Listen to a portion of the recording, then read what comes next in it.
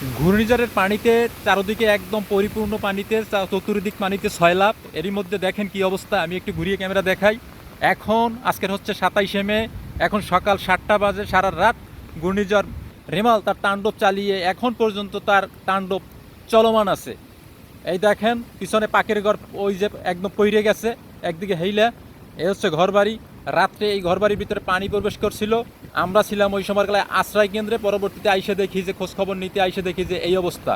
এখানকার পরিস্থিতি এই যে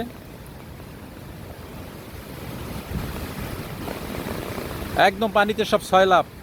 এদিকে এই গোয়ালঘর রাতে পানিতে পরিপূর্ণ ছিল, পুকুরের মাছ সব বের হয়ে গেছে।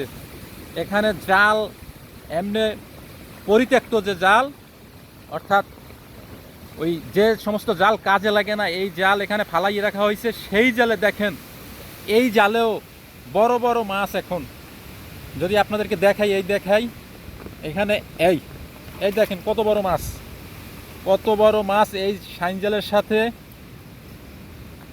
পেঁচি আছে। এই যে দেখেন, এই এই নিচে আরো একটা, নিচে আরো একটা ছেলে মাছ, আরো একটা বাজাতে ছেলে। যে মাছের অভাব নাই, মাছের ঘের, পুকুর, বাড়িঘর সব তলিয়ে গেছে। যার কারণে এখন এই অঞ্চলে যেখানেই আপনি জাল মারবেন সেখানেই মাছ পাবেন। তো সবচেয়ে বড় কথা হলো, মাছ পাইলেও কিছু করার নাই, কারণ পাক করার মতো কোনো পরিস্থিতি এই মুহূর্তে এই অঞ্চলের মানুষের নাই। পাকের ঘর, চুলা সব কিছু পানিতে তলিয়ে গেছে। এখন পাক করিয়া যে খাবে এই রকমের কোনো ব্যবস্থা এই অঞ্চলে নাই। আমি যে অঞ্চল থেকে কথা বলছিলাম, এটা হচ্ছে বরগুনা জেলার পাথরঘাটা উপজেলার গহরপুর গ্রামের যে চিত্র, গহরপুর গ্রামের যে অবস্থা, সেই অবস্থা আপনাদেরকে আমি ভিডিওর মাধ্যমে দেখানোর চেষ্টা করতেছি। এখন সকাল 7টা বাজে। সারা রাত্র এই ঘূর্ণিঝড় রেমালের তাণ্ডব চলমান ছিল। সেই চলমান দেখুন, এখানে দাঁড়ানোই এখন মুশকিল। এখনও বাতাসের কি প্রচণ্ড বেগ, এখনও বাতাসের কি প্রচণ্ড বেগ। দিকে জাল, যে জাল পাতলি জালে মাছ, জাল পাতলি জালে মাছ, ওই মাছ বাইজা পেঁচাইয়া আছে।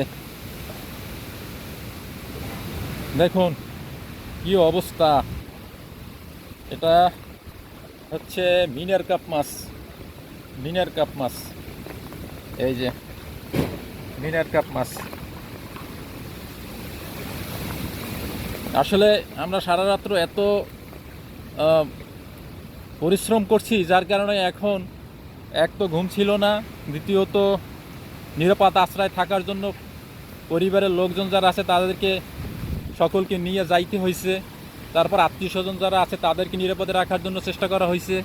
সব মিলিয়ে সারা রাত্র সময়টা খুব একটা দুঃসাধ্য একটা সময়ের ভিতরে গেছে।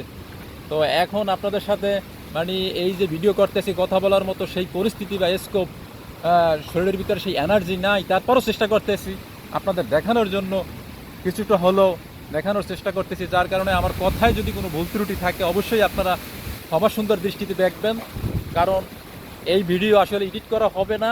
এই অবস্থায় আপনাদেরকে দেখানোর জন্য আমরা এই ভিডিও করতেছি। কারণ এখানে বর্তমানে কারেন্টের কোনো ব্যবস্থা নাই। গত 2 দিন থেকে কারেন্টের কোনো কারেন্ট নাই, যার জন্য আমরা যেভাবেই পারছি ভিডিও করতেছি আর ওইভাবেই আপলোড করে আপনাদের দেখানোর চেষ্টা করতেছি।